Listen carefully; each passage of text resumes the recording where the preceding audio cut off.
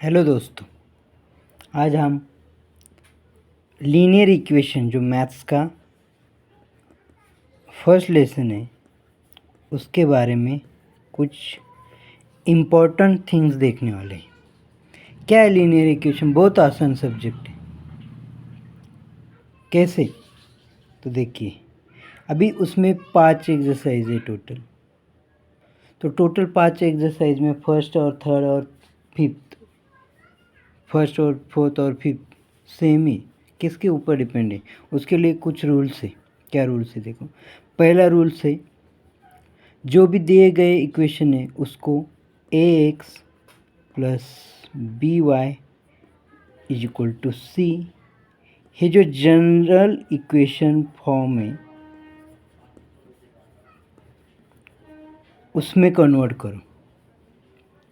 बाद में दो इक्वेशन के कोएफिशिएंट सेम करो। जैसे suppose 2x plus 3y is equal to 5a and 6x plus 5y is equal to 8a। तो उसमें से कोई भी एक कोई वेरिएबल का कोएफिशिएंट सेम करो। सेम करने के बाद सेम तो coefficient of any one variable, okay, then cancel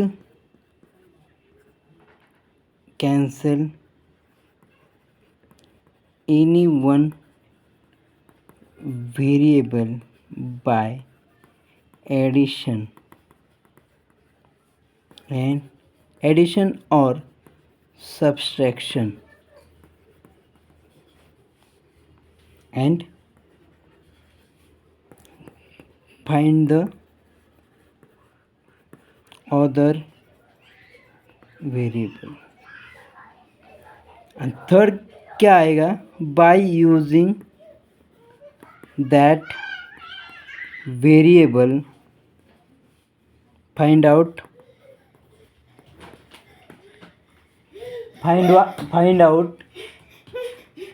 जो भी कैंसिल किया था उस वेरिएबल की वैल्यू शो दो, वैल्यू ढूंढो या फाइंड करो। Find out the another variable. So उससे क्या होगा?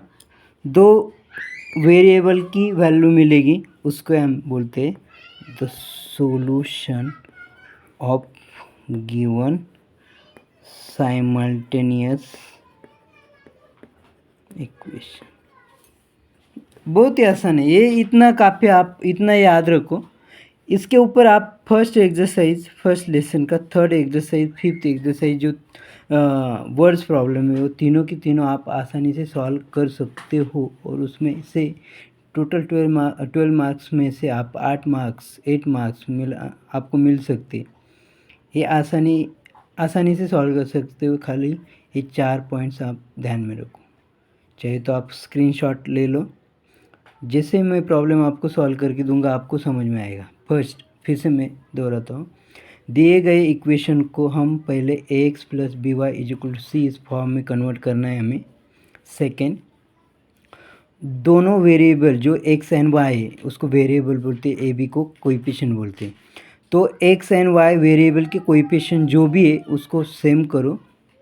थर्ड, सेम करने के बाद जो भी रिक्वायरमेंट के हिसाब से एडिशन करना है या सब्सट्रैक्शन करना है, दोनों में से कोई भी कर सकते हो। It depends on the problems और गिवन इक्वेशंस।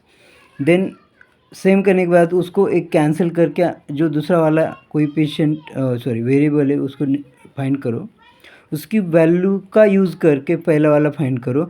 ऐसे आपको कौन सी भी दो इक्वेशन के दो लीनियर इक्वेशन के आपको सॉल्यूशन मिल सकते हैं। कैसे? चलो हम रैंडमली प्रॉब्लम लेते हैं, कोई भी प्रॉब्लम लेते, कोई भी ले सकते हो आप प्रॉब्लम सेट का ले सकते हो, आप प्रैक्टिस सेट का ले सकते हो, या रैंडमली कोई भी अपने मन से भी ले सकते हो। खाली इतना हो जाएगा तो और कैलकुलेशन बढ़ जाएगा। जैसे मैं ऐसे ही लेता हूँ। चलो for example, solve the following simultaneous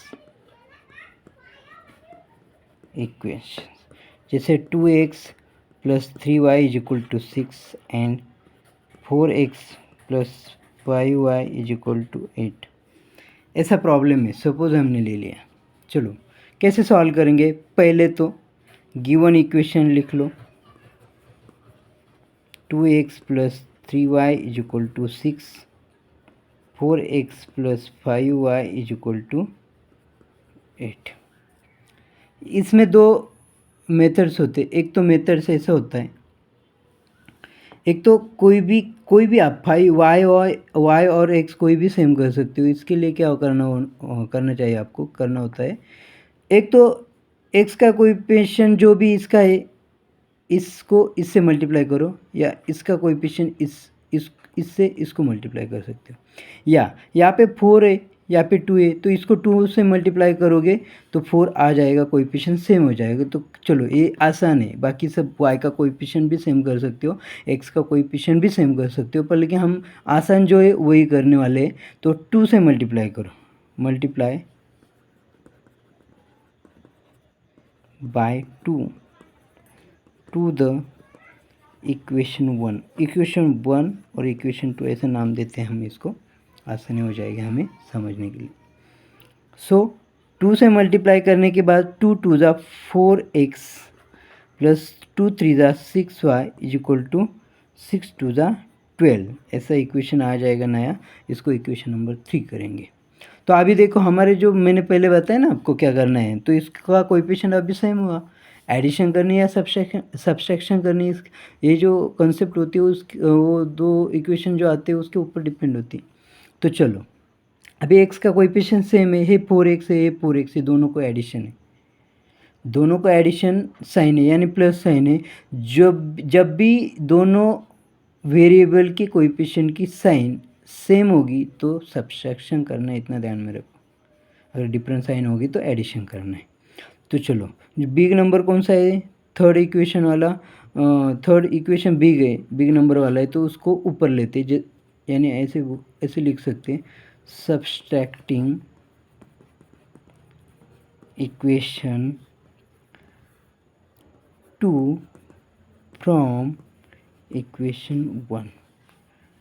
उससे क्या होगा, बड़ा वाला इक्वेशन ऊपर आ जाएगा तो आपको सब्सट्रैक्शन करने में आसानी हो जाएगी। चलो देखते हैं, सेकेंड वाला इक्वेशन इज इक्वल टू 8।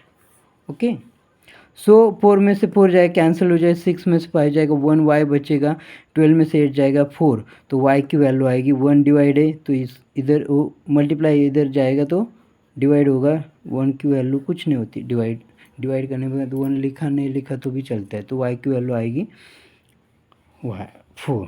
चलो हमें एक वेरिएबल मिल गया, अभी दूसरा निकालना है, तो y निकाला x को कैंसिल करके, अभी y का यूज़ करके हम x का फाइंड कर सकते हैं, कैसे, चलो पुट द वैल्यू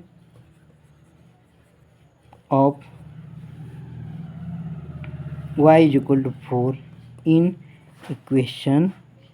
चलो 1 2 3 में से कौन सा सोपा है, कौन सा इजी है, चलो 1 वाला इजी, चलो 1 में डाल दे, तो क्या आएगा 2x प्लस 3 इंटू वाई की वैल्यू डालो 4 6, सो 2x प्लस 3 4 ज़ा 12 is equal to 6, 2x plus 12 है उधर जाके वो माइनस हो जाएगा, तो 2x is equal to 6 minus 12 that is -6, therefore x is equal to multiply है उधर जाके वो डिवाइड हो जाएगा, तो बचेगा x is equal to -3।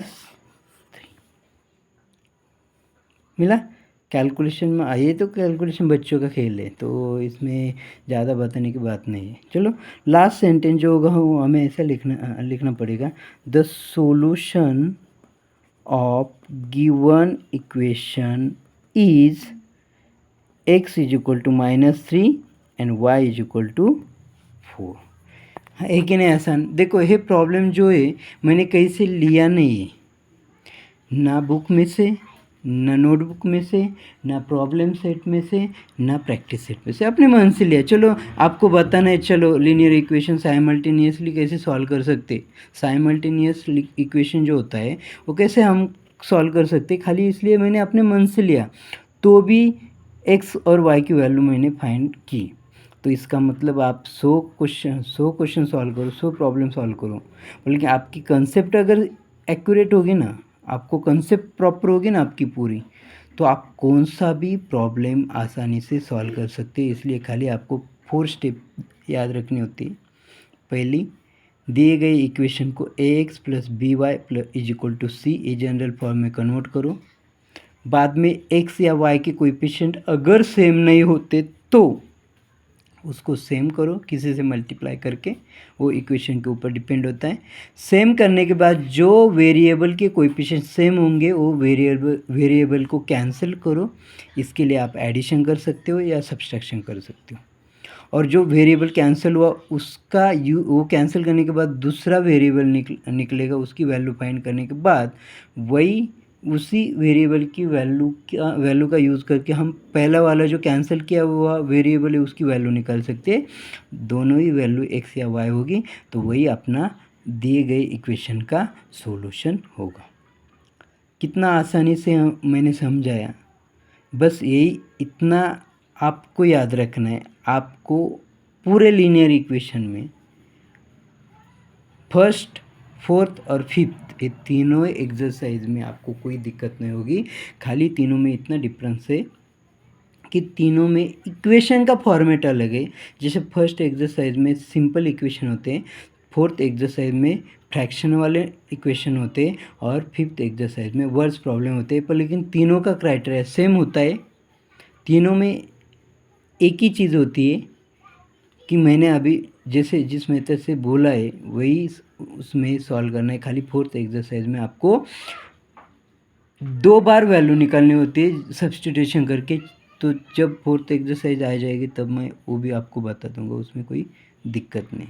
Okay, चलो आपको अगर कोई भी दिक्कत हो तो आप कमेंट करके मुझे बता सकते हैं, या और ज़्यादा लीनियर इक्वेशन कैसे सॉल्व कर सकते हैं या इससे आसानी से कैसे सॉल्व कर सकते हैं।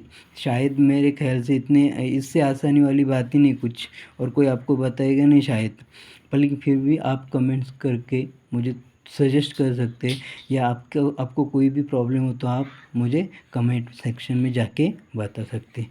ओके, थैंक यू दोस्तों।